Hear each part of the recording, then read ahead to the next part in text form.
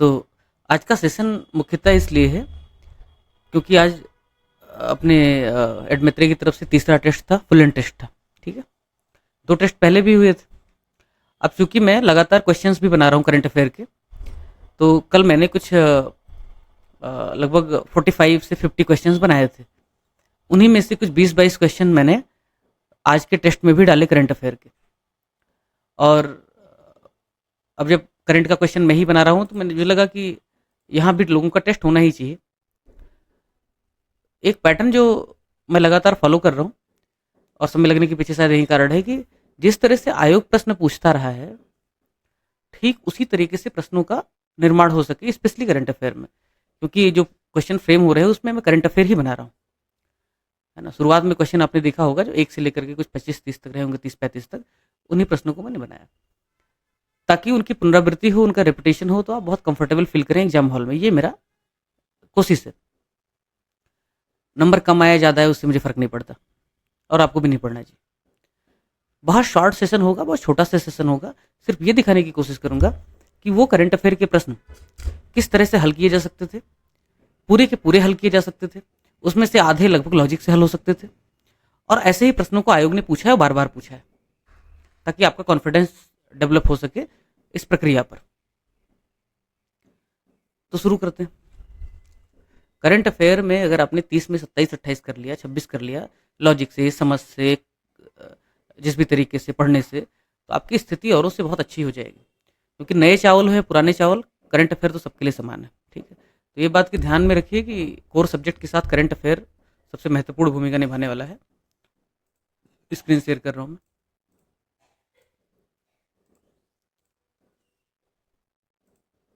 देखिए, आज का टेस्ट है, दिख रहा है स्क्रीन? जी सर। Yes sir. अच्छा, ये एक सवाल था, उसके पहले थोड़ा बता देता हूँ। कुछ लोगों को बड़ा ऐसे मजे में सॉल्व किया और उनको हंसी भी आ रही होगी कि उसने चरक संहिता पूछा था। अब लॉजिकल गेसिंग कैसे है कि वो कोई तुक्का उक्का नहीं है। मैं बार बार बोलता हूँ, लॉजिकल गेसिंग कोई तुक्का नहीं है, वो पूरी तरीके से साइंटिफिक और रेशनल सोच और समझ पर आधारित है, जो इतने over the period of time से सीखा है। अब हिंदू जो ग्रंथ हैं, उन ग्रंथों को आप उठा के देख लीजिए, मोस्टली जितने भी ग्रंथ हैं उनका डिवीजन हो रहा है चैप्टर्स का और पार्ट्स का। और हिंदू ग्रंथ छोड़ भी दीजिए, तो जनरली जितनी भी किताबें होती हैं, प्राचीन ग्रंथ तो बिल्कुल विशेषता, उनके डिवीजन आपस में होते हैं, यानी वो मल्टीपल होते हैं। ऐसा नहीं है कि वो कटे ही ना, बिल्कुल प्राइम नंबर हो जाए। तो उसने जब चरक संहिता पूछा था, और जब मैंने उसको लॉजिकल गेसिंग में आपको सिखाया था, तो आप सबने बड़ी तारीफ की थी कि चरक संहिता में कितने पार्ट हैं और कितने चैप्टर हैं, ये देखते ही आप छोड़ के भाग आए थे। सेम ऐसे ही क्वेश्चन मैंने सुश्रुत संहिता से लिया कि भाई सुश्रुत संहिता में कितने पार्ट और कितने चैप्टर हैं, यानी कि कितने सेक्शन है और कितने चैप्टर है। पहला ऑप्शन दे दिया 465 और 7 सेक्शन। 7 से डिवाइड करो, होगा क्या? नहीं होगा। इतना पढ़ाने, लॉजिकल गेसिंग सिखाने के बाद भी 50% लोग ही सही कर पाए इसको। 185 चैप्टर है, 6 सेक्शन है, 6 से डिवाइड कीजिए, होगा क्या? नहीं होगा। ऐसे सेम इसके साथ, होगा क्या? नहीं होगा। ऐसे चरक संहिता में भी था। और ये जो ऑप्शन है वो ऐसे मार पीट करके जबरदस्ती मैंने क्रिएट नहीं किया है। एक्चुअली सुश्रुत संहिता में इतने ही चैप्टर और इतने सेक्शन है, जैसे चरक संहिता में था। तो जो चीज चरक संहिता के लिए लागू हो रही है, वही सुश्रुत संहिता के लिए भी लागू हो रही है। ये कहना मैंने लिखा भी था यहाँ पे कि भाई पिछले साल ये पूछा था और इस साल ये है, बाद में इसके बारे में थोड़ा डिटेल कुछ क्वेश्चंस आपको दिखा रहा हूँ मैं, क्योंकि 2023-22 तो आप लोग भर भर के सॉल्व कर चुके होंगे। 2021 के कुछ प्रश्न दिखाता हूँ, उससे आपको समझ में आ जाएगा कि किस तरीके से प्रश्न आयोग 3-4 साल से 5 साल से पूछ रहा है, और फिर इमीडिएटली मैं आज के करंट अफेयर के जो प्रश्न हैं उनको हल कराऊंगा, और इससे आपका कॉन्फिडेंस और बढ़ेगा। अंत में आने वाले 1 महीने में पढ़ाई के साथ थोड़ा सा कॉन्फिडेंस गेन करने का भी मामला बनता है। ठीक है, तो 2021 का पेपर मैंने लिया था। 2021 का ये किसी का कंपाइलेशन है, स्टूडेंट ने मुझे भेजा है, तो जिसका भी होगा उसको क्रेडिट दे देता हूँ मैं। 2021 कोई चोरी नहीं कर रहा हूँ किसी का। हाँ, अब जैसे ये तो बहुत सस्ता हो जाएगा इसको अगर मैं लॉजिक से सिखाऊंगा तो। वर्ल्ड पॉपुलेशन रिपोर्ट, अब भाई पॉपुलेशन की बात कर रहा है तो वैसे भी जहाँ पॉपुलेशन होगा, नॉमनक्लेचर वाला जो लॉजिक था वो यहाँ पे लग जाएगा। ठीक है, तो इसमें तो इतना सस्ता लॉजिक मैं सिखाऊंगा भी नहीं। ये वाला आंसर हो जाएगा। कहाँ गया? पॉपुलेशन जहाँ भी होगा, ये वाला शायद। उसके बाद हाँ, ये देखिए, कह रहा है कि इंडिया का ट्रेड सरप्लस सबसे ज़्यादा किसके साथ रहा है। थोड़ा सा ज्ञान, थोड़ा सा कॉमन सेंस आपको ये आसानी से करवा सकता था। आपको कहीं कुछ देखने की ज़रूरत नहीं है भाई। चीन के साथ रोज़ झगड़ा होता रहता है कि चीन के सामान का बहिष्कार करो। अगर व्यापार अधिशेष होता, ट्रेड सरप्लस होता, तो चीन के साथ आप तो और कहते और व्यापार करते हैं और झूला झूलते हैं। चीन को गाली देते रहते हैं, चीन अवॉइड कर दो। अब बचा जापान और बचा यूएसए और यूएई। कॉमन सेंस से लगाओ कि गल्फ कंट्रीज हैं, अरब कंट्रीज हैं, उनके साथ हम तेल लेते हैं भाई। आपको आंसर से कोई लेना देना ही नहीं है, आपको दिमाग लगाना है खाली कि गल्फ कंट्रीज से, अरब कंट्रीज से हम तेल लेते हैं। ट्रेड सरप्लस हो भी सकता है, नहीं भी हो सकता, लेकिन ज़्यादा संभावना और बहुत बड़ी संभावना है कि ट्रेड सरप्लस हमारा नहीं होगा। उनसे हम तेल लेते हैं, कच्चा तेल लेते हैं, भले हम उनको चावल दे पाए ना दे पाए, तेल तो रोज ही लेना है, हमेशा लेना है। तो ये ऑप्शन भी एलिमिनेट हो गया। अब बचा जापान और यूएसए, दोनों में से कोई एक मार्क करना था। मैं होता तो सोचता बड़ा कंट्री है, ज़्यादा ट्रेड हो रहा होगा, वहाँ पे ज़्यादा संभावना है, ए मार्क करता, और वही आंसर भी है। ऐसे ही ये देखो, सबसे शांतिपूर्ण क्षेत्र, जो नए लोग हैं उनको ये बात समझ लेनी होगी। जो पुराने लोग हैं उन्होंने तो रट के रखा होगा। अब तक ये जो वर्ल्ड पीस इंडेक्स है, ग्लोबल पीस इंडेक्स है ना, इसके मम्मी पापा पूरी फैमिली का नाम पता सब मालूम होगा उनको। मैं पुराने लोगों की बात नहीं कर रहा हूँ। और पुराने लोगों को तो छोड़ दो, अगर कॉमन सेंस रहेगा तो पुराने लोगों को भी नए प्रकार के प्रश्नों में हल करने में काफ़ी आसानी हो जाएगा। वैश्विक शांति सूचकांक, ग्लोबल पीस इंडेक्स में सबसे पीसफुल रीजन अफ्रीका में। रोज मार पिटाई होती रहती है, इतनी मूवीज बन चुकी हैं वहाँ पे क्राइसिस पे। रोज कभी एथनिक वार होता है, कभी कोई वार होता है, तो किसी काम का नहीं है। अब बचा ऑस्ट्रेलिया, दक्षिण अफ्रीका, अमेरिका और यूरोप। अब दक्षिण अमेरिका की बात कर लें। दक्षिण अमेरिका में भी ऐसे ऐसे स्टेट हैं, ऐसे ऐसे कंट्री हैं सॉरी, कि जहाँ पे झगड़े बवाल चलते रहते हैं। क्यों? क्योंकि वहाँ पे भी बीमारियाँ, वहाँ पे भी एथनिसिटी, डाइवर्सिटी बहुत ज़्यादा है। एक वैसे भी कॉमन सेंस अगर थोड़ा बहुत आपको समझे, तो जहाँ जहाँ डाइवर्सिटी बहुत ज़्यादा है, ये जो कहावत है ना कि अनेकता में एकता, कुछ बात है कि हस्ती मिटती नहीं हमारी, अरे ये सब कहने की बातें हैं, गुलू गुलू बातें ये सब कहने की हैं। जहाँ जितनी ज़्यादा डाइवर्सिटी, मार पिटाई वहाँ उतना ज़्यादा होता है। ठीक है ना? ये बात अलग है जहाँ पे बिल्कुल एक समान पॉपुलेशन है, एक समान जनसंख्या, वहाँ पे भी झगड़े होते हैं। लेकिन अगर एथनिसिटी और डाइवर्सिटी बहुत ज़्यादा है, तो वहाँ झगड़े लड़ाई कुछ ना कुछ चलता ही रहता है, अंडर करंट कुछ ना कुछ होता रहता है। ठीक है? आप पूरी तरीके से पीस नहीं ला सकते वहाँ पे। अगर सेम पॉपुलेशन है, सेम कास्ट है, सेम एथनिसिटी है, तो वहाँ पे रिसोर्स को लेकर के जो डिवीजन है, रिसोर्स को लेकर के जो झगड़ा है, कम से कम एक आधार पे तो कम हो ही जाता है कि भाई जाति के आधार पे, धर्म के आधार पे नहीं लड़ना है। क्यों? सबका जाति, सबका धर्म एक है। वहाँ पे फिर और कुछ होता है, मेरिटोक्रेसी चलती है, बाकी चीज़ें चलती हैं। लेकिन जहाँ पे एथनिसिटी बहुत ज़्यादा है, कास्ट बहुत ज़्यादा है, वहाँ पे रुपए हैं 100 और सबको उसी में पेट भरना है, झगड़ा तो होगा ही ना, लोग पोलराइजेशन तो होगा ही ना। तो साउथ अमेरिका भी एलिमिनेट कर दिया, बचा ऑस्ट्रेलिया और यूरोप। दो में से कोई एक आंसर आपको मार्क करना था। अब ऐसे कई क्वेश्चन है, मतलब मैं पूरे पीडीएफ को ऐसे गो थ्रू हुआ करंट करंट करंट। हाँ, ये एक सवाल बहुत मस्त सवाल है, इसको लॉजिकल गेसिंग में बताया था, फिर से देख लो। अब जरा भी देखती हूँ कि ये अटेम्प्ट मैंने दिया था 2021 वाला, तो मुझे याद है जिस तरीके से किया था वैसे ही, कि कह रहा है फरवरी 2021 में Ngozi Okonjo Iweala was appointed the first women director general of World Trade Organization. She belong to which of the following countries? अब भाई ये है महिला, जो भी है महिला है, इनको वर्ल्ड ट्रेड ऑर्गेनाइजेशन में पहली महिला जो है डायरेक्टर जनरल वगैरह वो अपॉइंट कर दिया गया। कौन से देश से होंगी? अब मैंने जो सोचा था वही आपको फिर से बता रहा हूँ, फिर सीधे क्वेश्चन पे आते हैं कि भाई ये सब अफ्रीकन वगैरह कंट्रीज हैं, उधर के ही सारे, है ना, थर्ड वर्ल्ड कंट्री, सबसे पिछड़ी हुई कंट्री। पहली चीज़ तो ये कोई डेवलप्ड कंट्री नहीं है यहाँ पे कि उधर से लॉबिंग हो जाए, यूएस से, यूरोप से। ये सब थर्ड वर्ल्ड कंट्री हैं और सब पिछड़े हैं, सब मरे हुए कंट्रीज। तो पहली समानता तो यह सब मरे हुए हैं, इसी में से आपको उत्तर ढूंढना है, एलिमिनेट कुछ और कर नहीं पाओगे। जब मरे हुए लोगों में ढूंढना है, तो यूनाइटेड स्टेट जो वर्ल्ड ट्रेड ऑर्गेनाइजेशन में बिना उसकी मर्जी के पत्ता नहीं हिलता है, उसके ना चाहने की वजह से वहाँ पे जो डिस्प्यूट सेटलमेंट बॉडी है, मैकेनिज्म है, वो फंक्शनल नहीं हो पा रहा है। इंडिया जैसे कंट्रीज के अपील नहीं फाइनल हो पा रहे हैं, और कहा जा रहा है कि डोनाल्ड ट्रंप के सत्ता में आने से अब जो कुछ भी डब्ल्यूटीओ बचा खुचा रहा होगा वो भी खत्म हो जाएगा, ऐसी संभावना व्यक्त की जा रही है। तो आप एक चीज़ समझ लीजिए कि यूएसए और यूरोपियन कंट्रीज की मर्जी के बगैर डब्ल्यूटीओ में कुछ नहीं होने वाला है, और डायरेक्टर जनरल तो छोड़ ही दो। अब जो यूएसए है और जो यूरोपियन कंट्रीज है, उनका स्वार्थ सबसे ज़्यादा किससे होगा, किस प्रकार की कंट्री से होगा अफ्रीका में? जो सबसे ज़्यादा पावरफुल होगा, जिसका सबसे ज़्यादा ट्रेड होता होगा। डब्ल्यूटीओ ट्रेड के लिए है ना कि कोई और कामों के लिए। तो ट्रेड सबसे ज़्यादा किसका होता होगा? जिसकी सबसे ज़्यादा परचेजिंग पावर पैरिटी होगी, जिसकी जनसंख्या ज़्यादा होगी, जिसकी कंजम्पशन ज़्यादा होगा, जो ज़्यादा कंज्यूमर होगा। केनिया और इथोपिया वैसे ही बेचारे हट जाएंगे, बचेंगे साउथ अफ्रीका और नाइजीरिया। और वैसे भी अगर जरा भी अब नहीं कुछ भी नहीं पता है तो आप ये दो पहुंच जाओगे 50-50, और जरा भी पता है कि नाइजीरिया सबसे पॉपुलस कंट्री है पूरे अफ्रीका में, तो आप इसको मार करके आ जाओगे। जाने दो, अब बहुत हो गया ये। अब आते हैं सीधे आज अपने हम टेस्ट पर। ये देखो, हाँ चलो यही क्वेश्चन ले लेते हैं। ये सुश्रुत वाला तो हो गया था। अब क्या सवाल है, कह रहा है कि उत्तर प्रदेश के संदर्भ में कौन सा कथन सही नहीं है। Which statement is not correct with reference to Uttar Pradesh. सही नहीं है, मैं बार बार कहता हूँ जहां नहीं वही आया ना, वहां इमीडिएटली ऐसे कर लिया करो, चौक जाया करो। क्या पता मजे लेने के लिए नहीं, और कई बार मैं भी ऐसा करता हूँ, नहीं वाला ज्यादा सवाल पूछता हूँ तो पता लगता है गलत हो जाता है।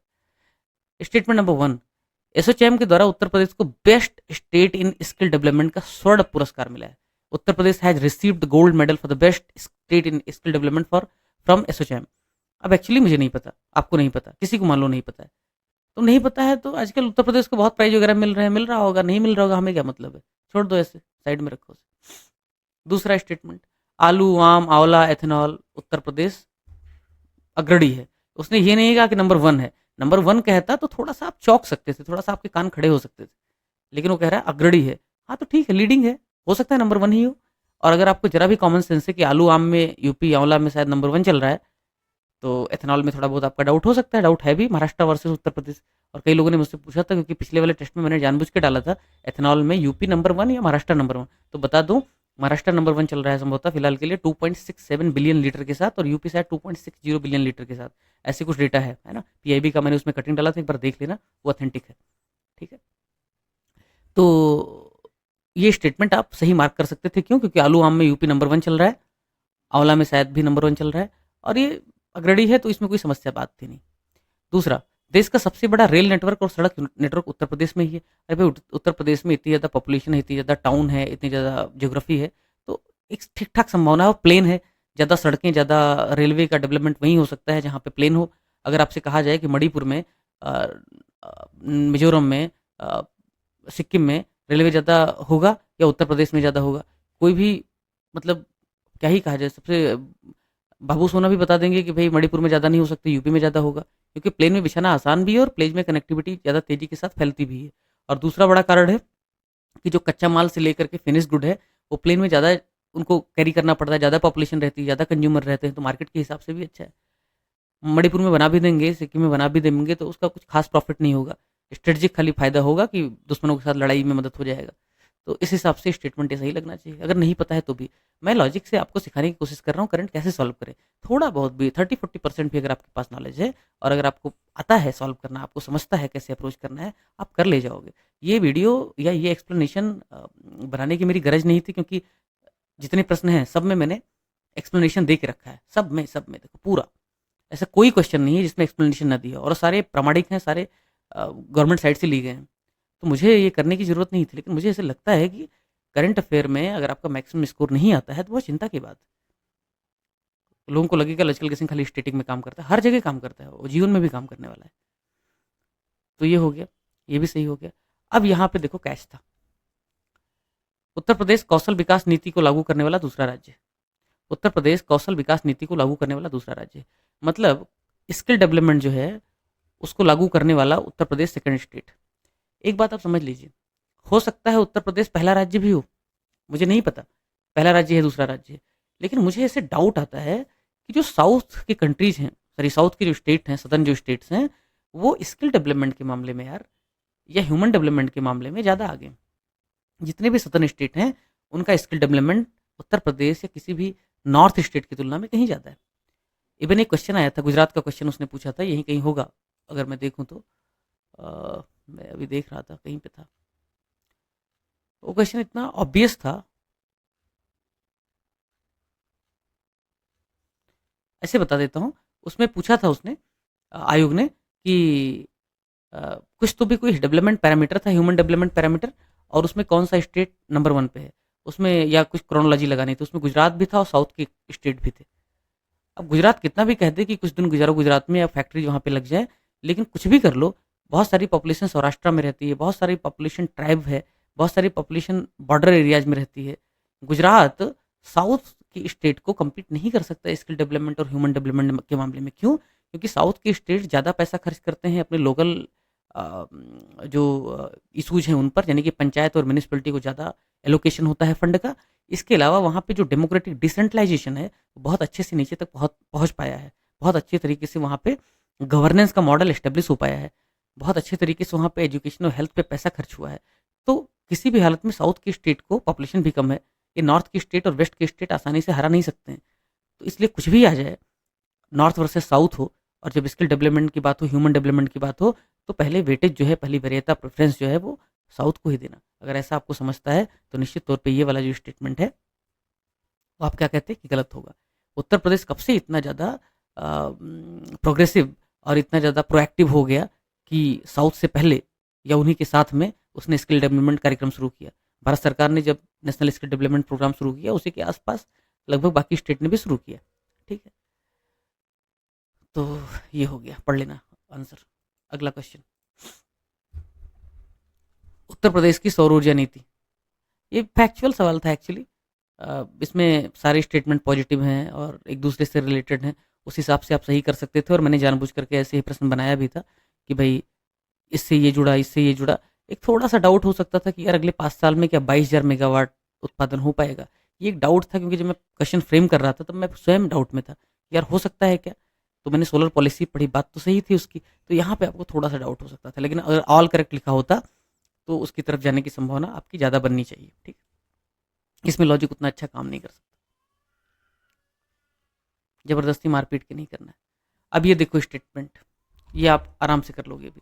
Which statement is not correct with reference to Uttar Pradesh. Uttar Pradesh के संदर्भ में कौन सा कथन सही नहीं है? नहीं है, फिर से कह रहा हूं। राज्य ने बेस्ट स्टेट इन इनलैंड फिशरीज का प्रथम पुरस्कार हासिल किया। Statement number 1। स्टेटमेंट नंबर 2, अच्छा एक बात बताता हूं मैं तुमको मजे की।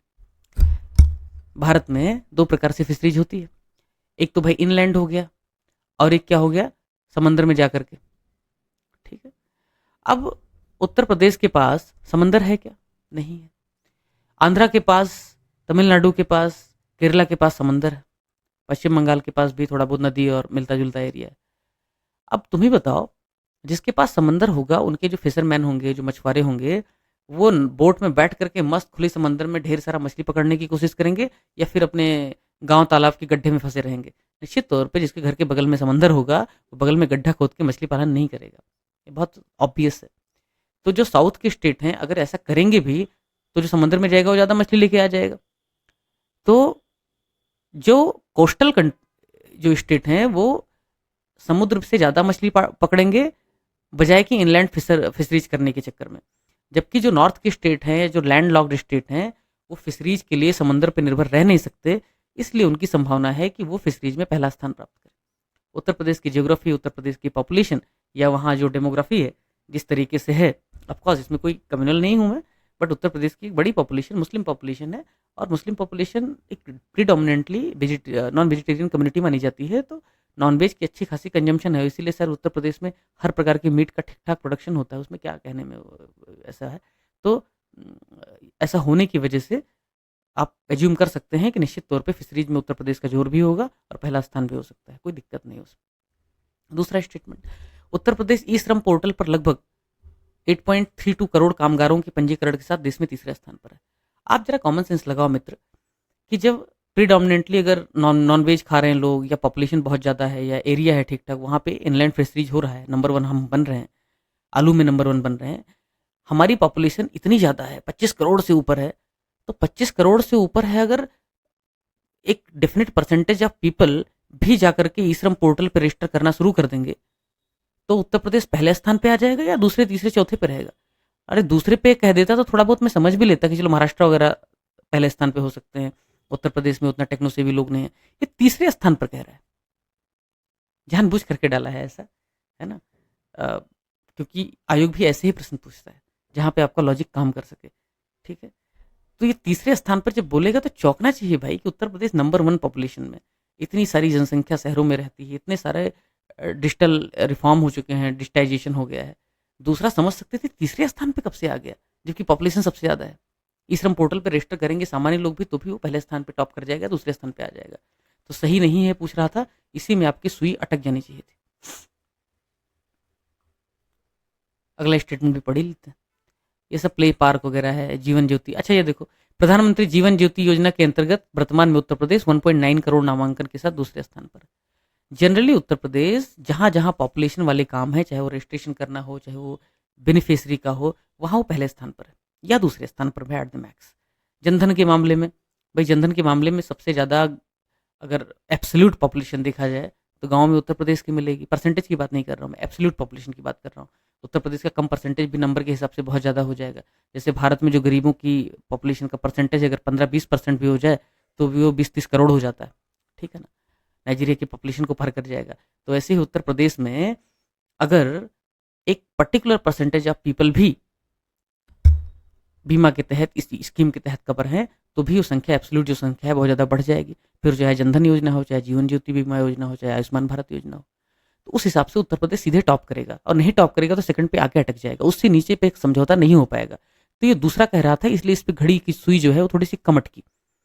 और अगर अटकती, अगर इसमें भी दूसरा कहता है, इसमें भी दूसरा कहता है, फिर इसमें इसमें कोई तो भी चुनना पड़ता, ठीक है ना। लेकिन कुल मिलाकर के उत्तर प्रदेश को आप पहले दूसरे के बजाय तीसरे पे ढकेल नहीं सकते, ठीक है ना। ये आप कॉमन सेंस यहाँ लगा सकते थे। इनको नहीं भी आता है तो नहीं आता है, पढ़ने की जरूरत ही नहीं। जहाँ पे लग रहा है लॉजिक वहाँ लगाओ, उसी से आपका काम हो जाएगा। ये देखो, UP registers 8.22 crore unorganised workers, highest in India, highest है एक्चुअली, नंबर 1 स्थान पर। ये यार एक्सप्लेनेशन तुम लोग पढ़ लिया करो भाई, सोर्सेज ढूंढने में, वेरीफाई करने में थोड़ा सा समय जाता है, इसीलिए बहुत देर लगता है क्वेश्चन बनाने में। आज दूसरे शिफ्ट में रात को 4 बजे बैठा मैं, और 4 बजे से 9:15 तक मैं जो बचे हुए क्वेश्चन थे फ्रेम करता रहा, और जाकर के 9:15 9:20 पे क्वेश्चन तैयार हो पाए। 155 क्वेश्चन फिर टोटल बन पाए। बाकी जो फैकल्टी थी उन्होंने देख रखे थे पहले, और फिर उसको अपलोड करवाना शुरू किया। 9:26-27 पे जाकर के फाइनल हो पाया एप्लीकेशन पे क्वेश्चन। तो इस तरह से दिन रात काम करके तब आपके लिए क्वेश्चन लेके आते हैं। कई बार 150 क्वेश्चन में 1-2 क्वेश्चन गलत हो जाते हैं, या कुछ हो जाता है, कुछ और एरर हो जाते हैं। उसके लिए हमेशा कोशिश रहती है कि 3-4 स्टूडेंट ऐसे हैं जिनको मैं हाथ जोड़ के रोज़ कहता हूँ, सबसे पहले तुम टेस्ट अटेम्प्ट करो, और कहीं भी ज़रा भी डाउट रहे तो इमीडिएटली मुझे रिपोर्ट करो, मैं उसको करेक्ट करूँगा, ठीक है ना। तो लोग वॉलंटियरिंग करते रहते हैं, तो थोड़ा सहयोग बनाओ। संस्थाएं बनती हैं, धीरे धीरे बनती हैं, कम से कम आपके लिए हम नेक नीयत से काम तो कर रहे हैं। मुझे क्या ज़रूरत थी इसको एक्सप्लेन करने की, भाई आंसर तो ऑलरेडी लिखा हुआ है, लेकिन अप्रोच नहीं सीख पाते ना। आंसर पढ़ लेते, रट लेते, अप्रोच नहीं पता चलता। अंत में अप्रोच सिखाने का सारा मामला है। मछली देने से ज़्यादा इंपॉर्टेंट है मछली मारना सिखाना है। जापान में बहुत फेमस कहावत है, उसी का पालन कर रहा हूँ बस। अच्छा ये देखो, अभी हाल ही में उत्तर प्रदेश ने किस वन्यजीव अभयारण्य को 5वें टाइगर रिजर्व के रूप में स्थापित करने की घोषणा की है। ऑनेस्टली सेइंग, मुझे एक्चुअली नहीं आता था, सवाल ही नहीं आता था, ठीक है। तो ऑप्शन डालना था, अब ऑप्शन क्या डाला जाए। तो ऐसे में कॉमन सेंस क्या कह सकता है कि भाई सुना नहीं है, कुछ आता ही नहीं है, या तो कोई एक भी मार्क कर दो चलेगा, या फिर कोई एक नहीं मार्क करना है, और आपको जरा भी अगर समझता है कि समसपुर या कुछ और इलाके वेस्टर्न उत्तर प्रदेश में है, या ऐसे एरिया में जहाँ पे जंगल कम है, क्योंकि वेस्टर्न उत्तर प्रदेश में जंगल वगैरह उतने हैं नहीं, जितने भी उत्तर प्रदेश में जंगल हैं वो सब हिमालय के तलहटी या तराई के एरिया में।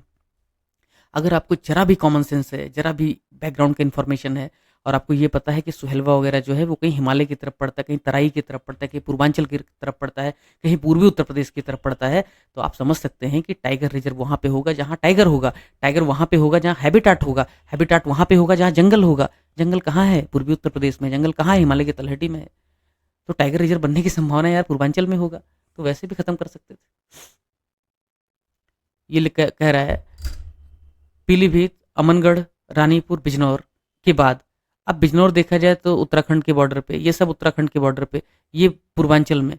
तो कॉमन सेंस भी लगाओ, तो वैसे भी आप कह सकते हो कि भाई जंगल वहाँ पे होगा, सर ये टाइगर रिजर्व वहाँ पे बनेगा, वाइल्ड लाइफ सेंचुरी वहाँ पे बनेगा जहाँ पे जंगल होगा। अदरवाइज बर्ड सेंचुरी वगैरह तो कहीं बना सकते हो, वेटलैंड कहीं भी बना सकते हो, लेकिन टाइगर वाइगर के लिए पर्याप्त मस्त जगह चाहिए, अच्छा खासा चौड़े होकर चलते हैं वो, चोरी चोरी थोड़े चलेंगे वो, तो उससे भी कर सकते थे, ठीक है। तो यही सब सोचने में समझ आता है कि भाई क्या डालें क्या डालें क्या डालें, तो ये सब चीज़ें हैं, थोड़ा सा समय लग जाता है। राजकोषीय घाटा है तो सस्ता प्रश्न था, इसमें थोड़ा सा डाउट था, क्योंकि पहले 5.1 कहा था, एक ने किसी ने क्वेश्चन रेज किया था क्या होगा, पहले 5.1% प्रोडिक्शन था, फिर उसको रिवाइज करके 4.9% कर दिया है। तो 2024-25 के लिए जो राजकोषीय घाटा है वो 4.9% है। और अगले साल अगर इसमें इसमें भी अगर लॉजिक लगाना हो तो थोड़ा सा मैं हिंट दे देता हूँ कि भाई 4.9% जब ये कह रहा है कि रहने का अनुमान है, और दूसरा स्टेटमेंट कह रहा है उसके बाद 4.5% तक अगले साल कम करना है इसको। अगर यहाँ पे 5.1% लिखा होता या 6% लिखा होता और यहाँ पे 4.5 लिखा होता तो आपके कान खड़े हो जाने चाहिए थे, आप चौंक जाने चाहिए थे कि यार भारत में इतनी पैसे की कमी रहती है, हर बार उधार लो, कहीं ना कहीं से लेके आओ, जुगाड़ करो, खर्चा करो, तब जाकर के हम प्रोजेक्ट को फाइनेंस कर पाते हैं।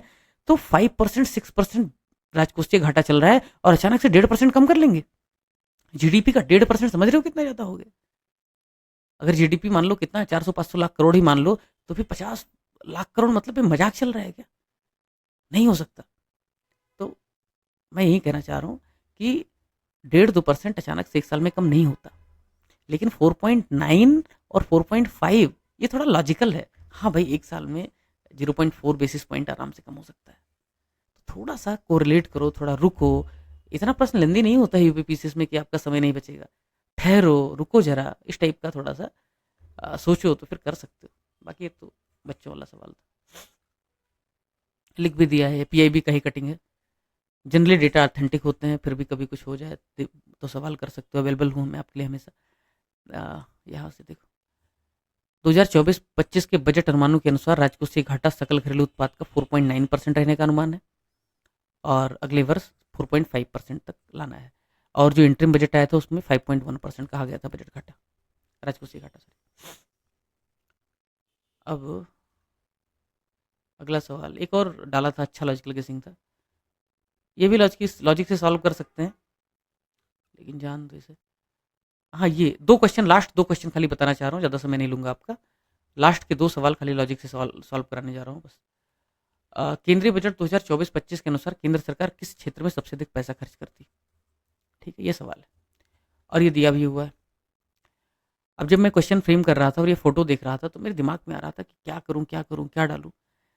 तो फिर पीवाईक्यू देखने के बाद मुझे समझ में आया कि पीवाईक्यू क्या करता है कि बहुत कंट्राडिक्टरी ऑप्शंस देता है। कई बार दो सिमिलर ऑप्शंस देता है और दो बिल्कुल अलग ऑप्शन देता है, ताकि आप पहचान पाए आंसर कौन से वाले पोर्शन में छुपा हुआ है। तो वो आपको करना पड़ेगा। अब एक आंसर तो इस वाले पोर्शन में छुपा हुआ है, ठीक है, और दूसरा है ब्याज वाला और कर और शुल्क में राज्यों का हिस्सा वाला। तो अगर आपको फैक्ट पता भी है तो भी आपको पता है कि भारत सरकार जितना लोन लेती है उसका बहुत सारा हिस्सा ब्याज में जाता है। तो अगर ओवरऑल देखा जाए तो ब्याज पे हम लगभग सबसे ज्यादा या लगभग बहुत ज्यादा पैसा खर्च करते हैं, ये फैक्ट है। और केंद्रीय क्षेत्र की योजनाएं और केंद्रीय प्रायोजित योजनाओं में कैच ये है कि सेंट्रल सेक्टर जो स्कीम है, यानी केंद्रीय क्षेत्र की योजनाएं हैं, वो कोई बहुत ज्यादा योजना नहीं है। और केंद्र सरकार ने अपनी योजनाओं का बहुत ज्यादा रेशनलाइजेशन किया है ताकि उनका बजट घाटा थोड़ा सा कम हो सके। सेंट्रल सेक्टर स्कीम में जनरली वही स्कीम है जो बहुत ज़्यादा इंपॉर्टेंस की है केंद्र सरकार के लिए, या फिर जो यूटीज हैं उनके लिए, या फिर जो हिली एरियाज हैं उनके लिए, क्योंकि वहाँ पे 91:10 का रेशियो होता है या 100 का रेशियो होता है। और जो केंद्रीय प्रायोजित योजनाएं हैं उसमें कैच ये है कि 60-40 का जनरली रेशियो होता है मेन स्टेट के साथ में। तो कितना भी पैसा केंद्र सरकार खर्च कर ले उसमें 40% तो राज्य सरकार ही पैसा खर्च करती है। तो सबसे हाईएस्ट जो एलोकेशन होगा वो केंद्रीय प्रायोजित परियोजनाओं में तो हो ही नहीं सकता है। और केंद्रीय क्षेत्र की योजनाओं में भले केंद्र सरकार ज़्यादा पैसा देती है, लगभग पूरा देती है, 100% देती है, उसमें भी इतनी योजनाएं है नहीं कि जिसमें बहुत ज़्यादा पैसा देना पड़े और बजट में सबसे ज़्यादा हिस्सा रखे। 2-4 परियोजनाएं ही फ्लैगशिप स्कीम है केंद्रीय सेक्टर की या सेंट्रल सेक्टर की, तो उस हिसाब से भी ये हो नहीं सकता। अब बचता है ये और ये। तो आपको भी पता है कि भारत में फिस्कल फेडरलिज्म है, भारत में राजकोषीय संघवाद है, भारत में राज्यों का भी टैक्स में हिस्सा बनता है। और जो फाइनेंस कमीशन आर्टिकल 280 के तहत वो फिलहाल के लिए 41% की सिफारिश करता है कि राज्यों को पैसा आप दे दीजिए 41%, जितना भी आपकी इनकम होती है 100 रुपये, उसमें से आप 41 रुपये राज्यों को दे दीजिए। तो अगर आप जरा भी सोचेंगे कि अगर केंद्र सरकार पैसा नहीं देगा राज्यों को तो राज्य बेचारे भूखे मर जाएंगे। अगर इस तरीके से ना भी सोच सको तो एक दूसरा कैच बताता हूं मैं आपको। कैसे बताता हूं कि जीएसटी आजकल बूम बूम कर रहा है, सबसे ज्यादा रेवेन्यू लगभग छाप रहा है। इनकम टैक्स और कारपोरेशन टैक्स को मिला दिया जाए और जीएसटी लगभग बराबर चल रहे हैं। तो उस हिसाब से देखा जाए तो जीएसटी में बहुत पैसा आ रहा है। एक समय जब जीएसटी राज्यों के पास था तो समझा जा सकता था कि भाई जीएसटी राज्यों के पास में है तो केंद्र सरकार जो राज्यों को पैसा देगी उसमें जीएसटी का परसेंटेज बहुत कम होगा। लेकिन आज जब जीएसटी टोटल सब सीजीएसटी और आईजीएसटी केंद्र सरकार के पास इकट्ठा हो रहा है, उस समय निश्चित तौर पर जब कर का एलोकेशन किया जाएगा तो जीएसटी का एक बड़ा चंक आएगा जो राज्यों को देना पड़ेगा अंत में केंद्र सरकार को। तो उस हिसाब से भी देखा जाए तो कर और शुल्कों में राज्यों का हिस्सा बढ़ जाएगा। और अंत में जो बजट का डेटा है वो भी यही कहता है कि भाई 21% जो हिस्सा है वो स्टेट को दिया जाता है। स्टेट का जो शेयर है टैक्सेस वगैरह में उस मद में केंद्र सरकार दे देती है। यानी कि 100 रुपए हैं, अगर 100 रुपए में 21 रुपए राज्यों को दे देती है केंद्र सरकार। कहती है देखो ये तुम्हारे हिस्से का टैक्स था, तुम्हारे हिस्से का खून पसीना था जो तुमसे लिया था, चूसा था, और वहीं तुमको हम वापस कर रहे हैं। ठीक है ना, ये है सबसे बड़ा चंक। और फिर इंटरेस्ट पेमेंट, जो मैंने कहा था कि केंद्र सरकार बहुत ज़्यादा लोन लेती है क्योंकि राज्यों को लोन लेने की परमिशन बहुत ज़्यादा है नहीं, बहुत सख्ती है लोन लेने पे राज्यों के, बहुत सारे अप्रूवल्स लगते हैं, केंद्र सरकार ही सबसे ज़्यादा लोन लेती है। तो वो लोन विदेशों से लेने के बाद में उस पर बहुत हैवी इंटरेस्ट चुकाना पड़ता है कई बार, तो वो पैसा जाता है। ठीक है, तो ऐसा है। हाँ, अब यहाँ भी देख लो, ये देखो जो अभी लॉजिक मैंने बताया वो यहाँ से वेरीफाई हो जाता है कि सेंट्रली स्पॉन्सर्ड स्कीम में 60-40 का रेशियो है। तो कॉमन सेंस कहता है कि सेंट्रली स्पॉन्सर्ड स्कीम में निश्चित तौर पे आधा पैसा लगभग राज्य सरकार दे रही है, तो कैसे केंद्र सरकार पूरा पैसा देगा? तो ये तो वैसे भी आप एलिमिनेट कर सकते थे। ठीक है, अब ये कुछ फसल का डेटा, एक और क्वेश्चन था ऐसे लॉजिक से बनाया था, ये वाला पहले कर लेंगे।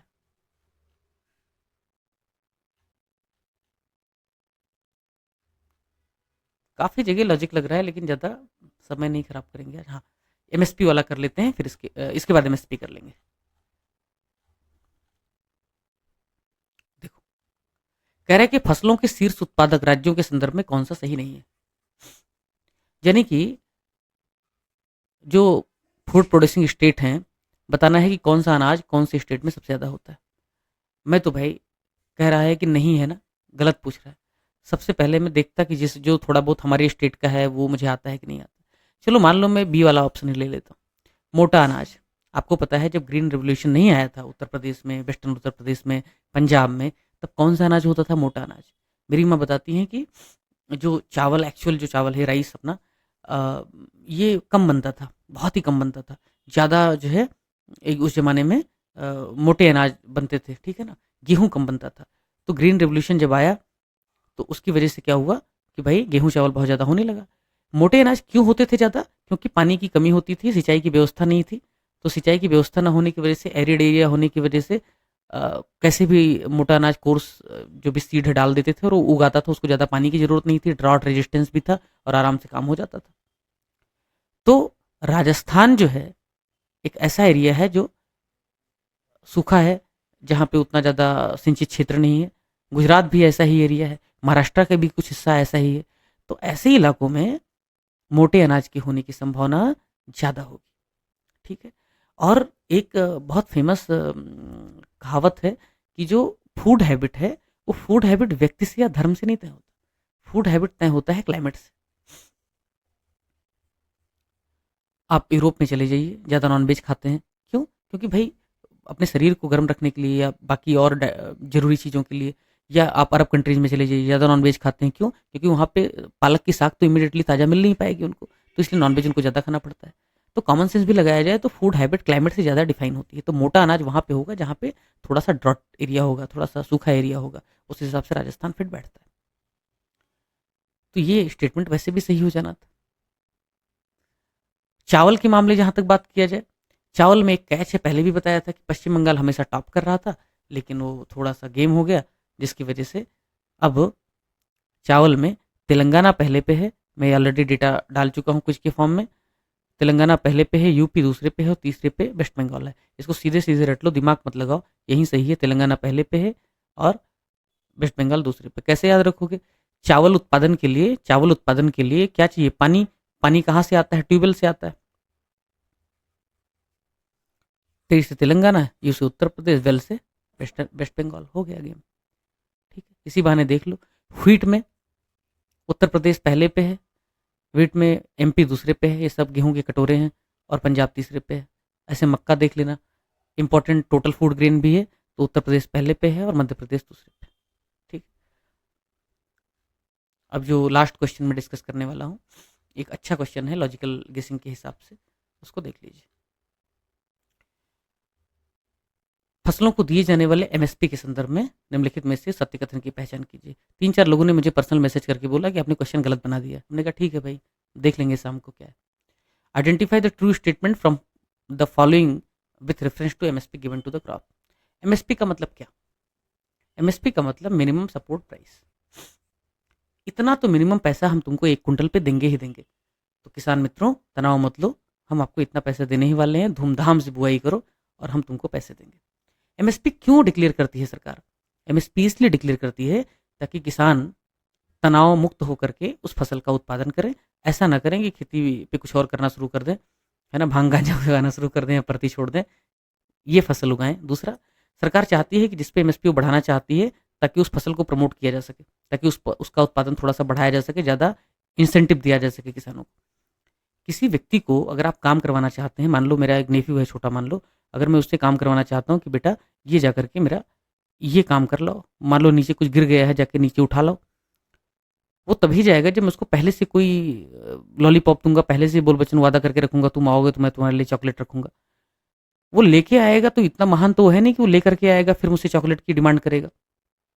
ऐसे ही जब किसी को हम कोई भी चीज़ देते हैं या उससे अपेक्षा रखते हैं कि वो कुछ काम कर दे हमारा, तो सबसे पहले हमें आश्वासन देना पड़ता है। हम किसी से कुछ काम करवाना चाहते हैं तो आश्वासन हमें पहले देना पड़ता है। ऐसा नहीं है वो काम कर देगा तब हम उसे फल देंगे, रिजल्ट देंगे, ऐसे नहीं होता है। निष्काम कर्मा नहीं होता है, सब बकवास है, ठीक है ना, बिल्कुल बकवास बात है। उस निष्काम कर्मा सिर्फ दर्शन की बातें करने तक सीमित है। और मैं कह रहा हूँ आराम से, अच्छे से, ठीक ठाक समझता हूँ, उसके बावजूद कह रहा हूँ। सकाम कर्म होता है, फल की इच्छा भी होती है और कर्म भी करना होता है, वही जीवन में प्रैक्टिकली चल पाता है, ठीक। अदरवाइज जो सब या तो सन्यासी हो जाएगा या तो पागल हो जाएगा। तो किसानों को जब आप एडवांस में आश्वासन देंगे तो ही किसान फसलों का उत्पादन करेंगे। एडवांस में आश्वासन कैसे देंगे? अगर साल 2025 में कोई बुआई करनी है, 25-26 में, तो उसको 24-25 में ही, एक सीजन पहले ही बता देना पड़ेगा कि देखो हम तुम्हें इतने रुपए देने वाले। तो हाल ही में रबी फसलों हेतु सीजन 2024-25 के लिए एमएसपी को घोषित किया गया। अरे मित्र, सीजन 2024-25 चल रहा है, हाल ही में कह रहा है घोषित किया गया है। ऑलरेडी अक्टूबर आ गया है, अक्टूबर नवंबर आ गया है। अब तुम 24-25 सीजन के लिए अभी घोषणा करोगे, अब तो फसल बोने की समय भी चली गई और नहीं भी समय चली गई तो किसान को पता भी नहीं चलेगा। जब तक चलेगा तब तक तो फसल की बुआई खत्म हो जाएगी, सीजन खत्म हो जाएगा। एक्चुअली आज आश्वासन आप दे रहे हो अगले साल बुआई करने के लिए, ताकि किसान अगले साल जम करके बुआई करें और उनको पता रहेगा कि देखो सरकार ने पहले बता दिया है कि इतना पैसा हमें वो अगले साल के लिए देगी, तो हमें तनाव लेने की जरूरत नहीं। आश्वासन हमेशा एडवांस में होता है, ये कहना चाहता हूं मैं। ये है कॉमन सेंस, कॉमन सेंस से बड़ा कोई सेंस नहीं होता, ठीक है। बाकी तो सवाल बच्चे वाला है, इसको समझ जाते तो यही गलत था, ये गलत था तो ये और ये सही हो गया। बस हो गया यार, ज़्यादा समय नहीं लूँगा। अप्रोच सिखाना था, मैंने वो सिखा दिया। अगले अभी बंद कर दूँ क्या, इसे चलने देता हूँ। तो 50 क्वेश्चन अभी फिर से अपलोड हो जाएगा एप्लीकेशन पर। तो ये सब करके लगभग 225 प्रश्न हो जाएंगे। और फिर ऐसे जो प्रश्न लेक्चर वाले थे वही मोस्टली प्रश्न थे 150 में, यानी जिनके लेक्चर हो चुके थे 10 लेक्चर, उन्हीं की कंपाइलेशन आपको शुरुआत में 150 प्रश्नों में थे। अभी जो प्रश्न है उनको ऐसे ही मैं आकर के आधे घंटे, मान लो 30 प्रश्न है ना, 30 प्रश्न में 15-20 प्रश्न लॉजिक से हो जाएंगे। उनको आकर के आधे घंटे में मैं एक्सप्लेन भी कर दूंगा, आपको बता भी दूंगा, देखो भैया इसका आंसर ये है, ठीक है। उनके लिए मैं पहले लेक्चर लूंगा, फिर उनको फ्रेम करूंगा, तो बहुत समय चला जाएगा क्योंकि समय कम है, ठीक है। और कुछ लगे तो बताना। कोई सवाल है किसी का? समझ में आया या मैं मोनोलॉग करके जा रहा हूँ? बोलो भैया। सर इसका रिकॉर्डिंग देंगे? हाँ रिकॉर्डिंग देंगे यार। समझ में आया नहीं आया? यूट्यूब देख लेता हूँ, यूट्यूब पे। समझ में आया, समझ में आया सर। Yes sir. आज यूट्यूब की जनता का कोई सवाल नहीं है। Lucky Bhardwaj sir, iOS app में एक्सप्लेनेशन भी ओपन है। अमित, iOS में कुछ इशू है क्या? ये बड़े लोगों के साथ क्यों नाइंसाफी कर रहे हो भैया? हाँ, आईफोन वालों के साथ नाइंसाफी मत करो यार, उनका चलता नहीं है।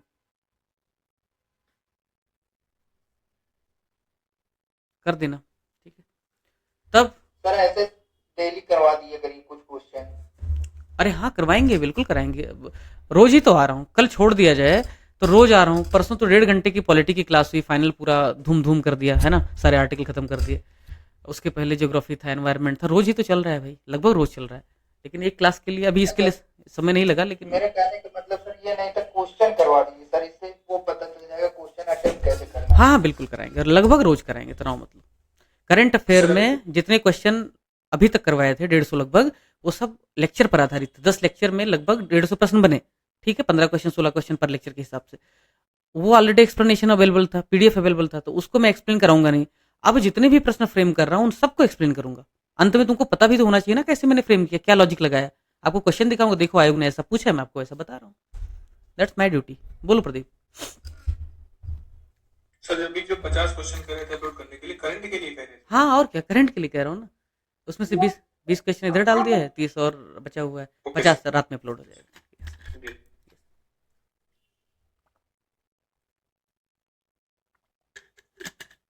ये सारू बोलो। नहीं कुछ नहीं सर। यस पूजा, निशी छुट्टी ले लिया? भी नहीं सर, 2-3 बार सिक लगा रही हूँ, छुट्टी मिल नहीं रही है सर। अरे तुम लड़की हो, थोड़ा रोना वोना उनके सामने शुरू करो, दिल पिघल जाता है जनरली। नहीं एक्चुअली सर, मेरे वो कह रहे 10 दिन की छुट्टी ले लीजिए, मैंने लगाई थी 25 दिन की। 10 दिन तो की अभी छुट्टी? 10 दिन हाँ, एक मिनट। तो इसलिए मैं यूटिलिटेरियन थ्योरी है, जैसे काम बन जाए वैसे काम निकाल लो, चलता है। छुट्टी हमारा हक थोड़े होता है, वो तो जुगाड़ से सर चले। अभी 50 क्वेश्चन करंट अफेयर्स के आएंगे, जीएस के सर। करंट अफेयर राजा तुम सुनते नहीं हो मुझे ठीक नहीं से। सर, मैं भी थोड़ा सा चला गया था, खाना खाना पानी पीने से लगे थे। सब काम कर लो इसी समय, लेक्चर के समय। हाँ? नहीं सर, ध्यान नहीं आगे से। मतलब इतनी भूख लगती है तुम्हें? मेरे से भी कहीं गया हुआ था मसाला से। आज के टाइम खाते हैं ये। इसमें प्रयाग वाले कितने मित्र, मैं आ रहा हूँ प्रयाग में, पता है ना? तो कब आएंगे? अभी देखो देखो डायरेक्ट फ्लाइट तो प्रयाग के लिए है नहीं, ठीक है, मैं चेक कर रहा था। तो तो नहीं डायरेक्ट फ्लाइट वहां के लिए भी नहीं है, दिल्ली जाना पड़ेगा, फिर ट्रांजिट लेनी पड़ेगी। तो पहले सोच रहा था दिल्ली ही रुक जाऊं, लेकिन फिर वापस ही दिल्ली से फिर आना पड़ेगा इधर। तो मैंने सोचा दिल्ली से वापसी। तो है ना प्रयाग की, आई थिंक नहीं डायरेक्ट नहीं है शायद, डायरेक्ट पहले तो सब कोविड के बाद आई थिंक बंद हुई, कोविड के पहले डायरेक्ट नहीं, प्रॉफिटेबिलिटी है बाकी सब। फरवरी से। हाँ हाँ फरवरी से, मतलब वही कोविड के बाद लगता है सब चीज चेंज हो गया ना, जो पहले था। तो मिलते हैं 23 को मॉर्निंग में, शायद मैं पहुंच जाऊंगा, तो 23 को मिलते हैं, 23 या 24 को मिलते हैं। फिर कहाँ पे रुकेंगे प्रयागराज, मतलब कहाँ पे मिलने आना पड़ेगा, कौन से प्लेस पे? अरे बिल्कुल, पार्टी वार्टी मुझे देना है ना, तो अच्छे से जगह ढूंढ करके तुम लोगों को पार्टी पे इनवाइट करूंगा, और पूरा पब्लिक एडवर्टीजमेंट दूंगा उसका मैं, प्रॉपर चैनल और आपका बच्चे का होता है और आज। ये वाला बताइए, डेट तो बता दीजिए। तो चलो, किसी का और कोई सवाल है? जाने दो। सर बैनर वैनर लगवाना होगा, हाँ रुपेश? बैनर लगवाना है। नहीं तुम लोगों को पार्टी दूंगा यार, प्रॉपर तुम लोगों को अच्छे से खाने पीने का इंतजाम कौन करूँ। से प्लेस पे मिलेंगे सर प्रयागराज में? मोस्टली सिविल लाइन ही रखेंगे अपना एरिया, मोस्टली। सर आगे सर मुखर्जी नगर कब आएंगे? हाँ सर मुखर्जी नगर कब आएंगे? 25 को, 25 को, 25 को आ रहा हूँ। 25 और 26 वाली रात 2:30-3 बजे के आसपास एयर इंडिया की फ्लाइट है, तो उससे वापस, और 25 के रात के 12 बजे तक मस्त क्रिसमस सेलिब्रेट करेंगे वहीं मुखर्जी नगर में, वहीं रहेंगे। सर उम्मीद करते हैं कि आपको चेहरा दिखाने का भी ऊपर का 22 पेपर दे, 23 को मुझाना चेहरा रहे। सबका अच्छा हो जीवन में इन सब चीजों से बहुत ऊपर हो तुम यार, ऐसे क्या, ऐसे बच्चों जैसी बातें करते हो। ये कॉन्फिडेंस लेवल रहेगा तो वैसे भी कुछ नहीं कर पाओगे। नहीं यार सर, दोनों सोच के चलना चाहिए, कॉन्फिडेंस है आपसे मिलनी है तो। मैं इसलिए भी आ गया ताकि तुम लोगों को ना ये फोमो फोमो ना फील हो। अरे यार अभी एक मित्र को डेंगू हो गया तो बड़ा फोमो फील कर रहे थे, तो मैंने उनको वही बोला कि भाई दौड़ नहीं सकते तो चलो, चल नहीं सकते तो रेंगो।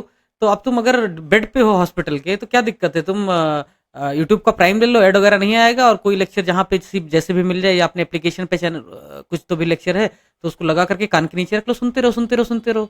जो लोग देख नहीं सकते वो भी तो पढ़ाई करते हैं ना, रामभद्राचार्य को देखो कितना पढ़ाया उन्होंने। पढ़ाई करने के लिए ना ये सब रुकावटें, कृत्रिम रुकावटें।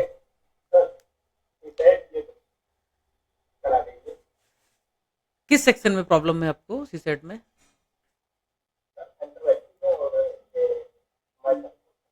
हम्म,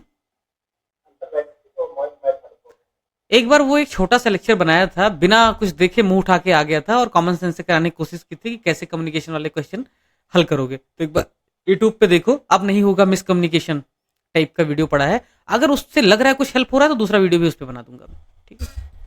चलो तब भाई, यस यस यस, चले फिर पढ़ाई लिखाई करो, ज्यादा समय नहीं लूंगा। पढ़ लो बेटा। हाँ गलत हो रहे हैं, उनको कैसे fix करें? क्या पूजा? डाटा वाले जो क्वेश्चन थे वो नहीं हो रहे। अभी अभी अभी कराया 10-15 सवाल, इसमें देखा ढेर सारे डेटा वाले भी क्वेश्चन थे। कैसे हो गए बताओ, कैसे हुआ? और ये कैसे है ना, एक एक ने बड़ा अच्छा कहा था कि बड़ा आसान होता है बाद में आंसर देख करके। ये क्वेश्चन मैं खुद फ्रेम कर रहा हूँ आयोग के क्वेश्चन को देख करके, और मुझे पता है कि भाई आयोग ये ऐसे डाल रहा है, मुझे ऐसे ही फ्रेम करना है। और ऐसे ही प्रश्न 1 साल 2 साल नहीं, 2021 का पेपर दिखाया आपको, इसलिए 2023-22 से प्रभावित नहीं होना है। 2020 का भी ऐसे ही पेपर है, 2019 का भी, 19 के पहले थोड़ा सा डिफरेंट है। तो डेटा में भी पूजा तुम क्या करो ना, बजट इकोनॉमी वाला लेक्चर देख लो एक बार, तुमको पता चलेगा कि बजट और इकोनॉमी के जो सबसे अटमोस्ट फैक्चुअल डेटा है उनमें भी किस तरीके से लॉजिक काम करता है। आपके पास बैकग्राउंड इन्फॉर्मेशन होना चाहिए, बिना पढ़े अगर आप जाओगे तो कुछ नहीं होगा, है ना, क्योंकि बिना आग के धुआं नहीं उठता है, कुछ तो भी होना चाहिए, है ना। लेकिन कई बार थोड़ी भी आग से वो धुआं धुआं हो जाता है ना, तो वैसा माहौल बनाना है कॉमन सेंस से। बैकग्राउंड इन्फॉर्मेशन आपके पास होगा, आप प्रिपरेशन कर रही हैं, लेकिन ये लॉजिक और कॉमन सेंस अगर लगाओगे तो इससे आपका काम हो जाएगा। बोलो रूपेश। और पहले तो सर मेरा रिक्वेस्ट यही है सर कि क्वेश्चन आके सर डेली करवा दीजिए। करवा देंगे, चलो करवा देंगे। यस, हाँ बोलो भैया। सर मेरा बहुत क्वेश्चन सर पैनिक में से गलत हो गया है सर। मैक्सिमम चीजें मैंने सही की है, लेकिन कई क्वेश्चन मेरा सर पैनिक में सर गलत। बादाम खाओ तुम, और क्या, ठोकर खाए हो इतना, तुमको समझ में नहीं आता है कि ये पैनिक से क्या होता है? क्या होगा पैनिक होने से? ये कोई बात है क्या? बोझा सर ये कहते हैं कि दिमाग खुलता है धोखा खाने से। मैं बोलूं कि मुझे डर बहुत लगता है, हाँ मुझे बहुत डर लगता है। जो मुझे पता है मुझे बहुत डर लगता है, तो क्यों डर लगता है भाई? हाँ, जो तुम्हें पता है तुम पैनिक करते हो, तो क्यों पैनिक करते हो? जब पैनिक हो रहे हो तो वहां पे गहरी सांस नहीं ले सकते हो क्या? वहां पे मेरी शक्ल याद कर लो कि देखो मास्टर बिल्कुल नहीं डरता है, उसे उसकी तरह नहीं डर होना है, किसी को नहीं डरता है, तो ऐसे ऐसे करने का ना, और क्या। पैनिक वैनिक सब फालतू बात है, कुछ पैनिक नहीं होता है। फेल हो जाओगे, फेल हो जाओगे, क्या दिक्कत है? फेल हो जाना तो इसी इंस्टीट्यूट में तुम्हें ठीक ठाक सैलरी पे काम मिल जाएगा, डोंट वरी। इसको ग्रोथ करेंगे अगले साल, फंडिंग वंडिंग इकट्ठा करके, तनाव मत लो, ठीक है। नौकरी की दिक्कत नहीं तुम्हें, you will be always fine. जब तक मेरा सिलेक्शन नहीं हो जाएगा आपको छोड़ेंगे नहीं। हाँ हाँ ठीक है भाई, मैं प्रयाग ही आ जाऊँ सोच रहा हूँ। पकड़ के रख उसको। चलो चलते हैं भाई, बाय। फिर रिकॉर्डिंग में प्रूफ रहेगा, हाँ रिकॉर्डिंग में प्रूफ रहेगा कि आप जॉब दोगे। क्या क्या? रिकॉर्डिंग प्रूफ के तौर पे रहेगा सर कि आप जॉब दोगे। मैं कोशिश कर रहा हूँ कि इसे अगले 1 साल तक ठीक ठाक तरीके से एस्टेब्लिश करके प्रयाग में एक अच्छा खासा ऑफलाइन ब्रांच खोला जाए। तो उसमें जो भी लोग रहेंगे, ह्यूमन रिसोर्स रहेगा, आप लोगों से बेहतर ह्यूमन रिसोर्स नहीं होगा। इसलिए नहीं होगा क्योंकि अंत में आपने देखा है कैसे काम होता है, किस तरीके से करना है, आपको अप्रोच समझता है। एक आदमी को लाऊंगा, 6 महीने ट्रेन करूंगा, उसके बाद वो काम कर पाएगा। आप तो रोज ही ट्रेनिंग लेते हो किस अप्रोच से काम करना है, तो मैं ये मेरा स्टाइल है काम करने का। तो आप लोग ज़्यादा बेहतर, जिसका सिलेक्शन नहीं भी होगा, मान लो कैसे भी करके लटक गया मेंस पे, इंटरव्यू में, कहीं पे भी किसी भी लेवल पे, उसकी सहयोग तो लेना पड़ेगा। तो स्टेक होल्डर अप्रोच से काम करेंगे, उसमें कोई समस्या नहीं है। हम लोग ब्रांड एम्बेसडर रहेंगे सर आपके। लेकिन कोशिश कर रहा हूँ कि आप लोग टॉप करो। टॉप करोगे तो ही लोगों में समझ में आएगा कि हाँ भाई कुछ तो भी बेहतर कोशिश कर रहा है, अलग कोशिश कर रहा है, सिर्फ किताबें नहीं रटवा रहा है। और जब लोगों का रिकॉग्निशन बढ़ेगा तो ही मैं फंडिंग ला पाऊंगा, तो ही मैं लोगों से भीख मांग पाऊंगा कि भाई फंडिंग दो, एस्टेब्लिश करना है ना। इसलिए आप पे ज़्यादा जिम्मेदारी है, मुझ पे कम है। सिलेक्शन हो जाएगा तो फंडिंग से हम लोग कर देंगे सर। बिल्कुल, घूम घूम करके प्रचार करने शंकराचार्य की तरह, चारों चारों दिशाओं में मठ स्थापित कर देंगे, है ना। यस यस, स्टूडेंट डीमोटिवेट, ज्यादा कॉन्फिडेंस देख एकदम बेहोश हो जाता है। धन्यवाद। चलो फिर मजे करो, खाओ पियो, मस्त रहो। बाय बाय, शुभ रात्रि सर। शुभ रात्रि, बाय बाय।